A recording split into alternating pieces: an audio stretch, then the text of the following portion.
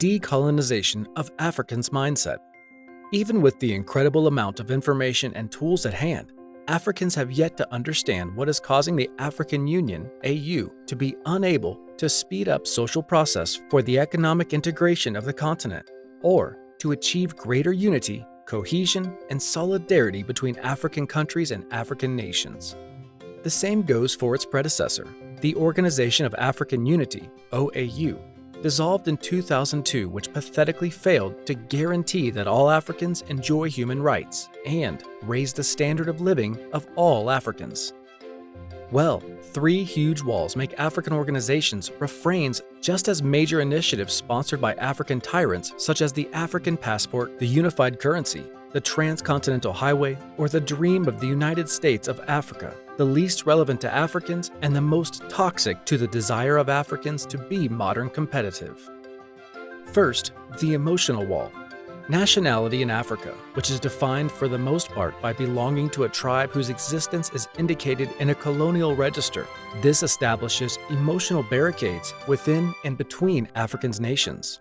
To decolonize and humanize what it is to be African, tribal and religious primitive instincts ought to be crushed, instead of the jus sanguinis, according to which citizenship is determined or acquired by the nationality or ethnicity of one or both parents, the jus soli, or land law, the right of any person born in the territory of a state of nationality or citizenship, should be the only principle of the entire African continent.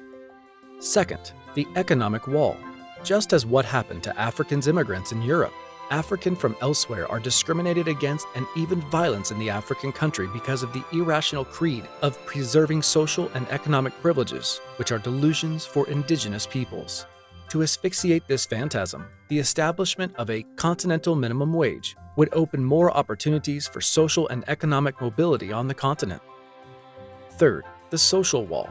The frustrating reality of unprepared generations piling up against each other is another poison when political maneuvers rely on the ability to create chaos or tribal belonging instead of the coherence of a social and economic proposal. The lack of commitment to pass the baton is driving young minds like Robert Kyagulanyi Ssentamu, known as Bobi Wine, in Uganda as elsewhere on the continent, to seek political seat with a skewed motivation in social and economic terms. The cure is a resolution of 2-term to all elected positions across the continent and a consensus around the retirement age and pay. Then again, the myopia of political economy and the African spirit extends to the notion of sin of national debt.